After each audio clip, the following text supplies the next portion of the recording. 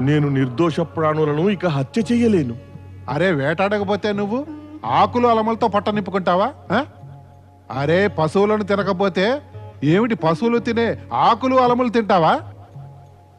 అయితే ఏమిటి? జగత్తులో అనేక మంది మహానుభావులు ఆకులు అలములు తినే పొట్ట నింపుకుంటున్నారు. అయితే మరి నేనెందుకు తినకూడదు ఆకులు అలములు? నోర్మోయ్! సొంత తండ్రి మాటనే తిరస్కరించే కుపుత్రుడా, వెళ్ళెక్కడి నుంచి వెళ్ళిపో. ఈ వేళ నుండి నీకు నాకు ఎట్టి సంబంధము ఎట్టి చుట్టరికము లేదు. వెళ్ళిపో. నేను అనుకుంటాను ఏదో నరభక్షక వ్యాఘ్రానికి నీవిక ఆహారం అయిపోయావని. అయ్యా,